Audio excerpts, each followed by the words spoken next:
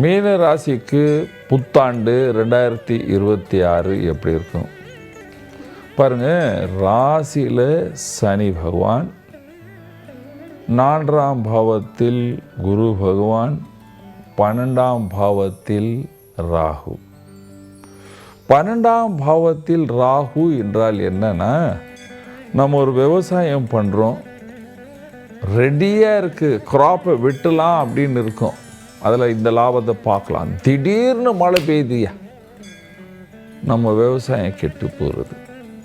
ஒரு வியாபாரம் பொருள்கள் எல்லாமே வந்துடுச்சு, எடுத்து உள்ளே வைக்கணும், அந்த நாள் மழை பெஞ்சிடுச்சு, ஏதாவது ஷார்ட் சர்க்கியூட்டு கெட்டு போகுது. பணம் சம்பாதிச்சு எடுத்தாந்து விற்றேன், திருடர்கள் லூட் பண்ணிட்டாங்க. இதெல்லாமே ராகுவின் வேலை. அது 12ஆம் பாவத்தில் இருக்கும் பொழுது இதெல்லாம் நடக்கும். அதுக்கப்புறம் சனி லக்னத்தில் இருக்கும் பொழுது ஜன்ம சனி என்று சொல்லுவோம். ஜன்ம சனி என்றால் அலைச்சல், இங்கேயும் அங்கேயும் ஓட வேண்டும். குரு பகவான் சுமாராக இருக்கிறார், ராசியாதிபதி 4ஆம் பாவத்தில் இருக்கார். ஆனால் ஜூன் மாதத்துக்கு அப்புறம் 5ஆம் பாவத்தில் வருவார். அப்பொழுதுதான் மீன ராசிக்காரர்களுக்கு விடுதலை. பணம் வந்து சேரும், பேர் புகழ் வந்து சேரும், ஏதாவது முயற்சி சேர்ந்த அந்த முயற்சியில் லாபம் வந்து பார்க்கலாம்.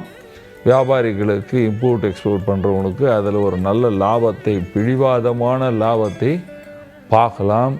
பொருள்கள் எதுவும் கெடாமல் பார்க்கலாம். நீங்கள் அரசியலில் இருந்தால் அந்த நேரம் மாத்திரம்தான் உங்களுக்கு நல்ல பதவி இருக்கும். அது வரைக்கும் அலைச்சல், மன கஷ்டம், பீடைகள் எல்லாம் இருந்து கொண்டே இருக்கும். வேலைக்கு செல்கிற ஆண் பெண்களுக்கு அலைச்சலுடன் 6 மாதம் தள்ள வேண்டிய காலம் என்று சொல்லலாம். லாபத்தை ரொம்ப பெருசாக எதிர்பார்க்கக்கூடாது. முதலாளி பாஸ் உங்களுக்கு டார்ச்சர் கண்டிப்பாக கொடுப்பார்கள். நீங்கள் விவசாயம் பண்ணுறீங்கன்னா லாபத்தை பார்ப்பீங்க, ஆனால் ரொம்ப அலைச்சல் அதிகமாகும். பொருள்களை ரொம்ப உஷாராக ஸ்டோர் பண்ண வேண்டும். நீங்கள் வீட்டில் இருக்கீங்க, வயதானவராக இருக்கீங்க, கண்டிப்பாக இந்த நேரத்தில் நீங்கள் உங்கள் உடல் ஆரோக்கியத்தை கவனிக்க வேண்டும். ஸ்டூடெண்ட் எல்லாமே ரொம்ப கவனித்து படிக்க வேண்டும். அலைச்சல்கள் மீனராசிக்கு இருக்கின்றது. என்ன பரிகாரம் செய்யலாம்?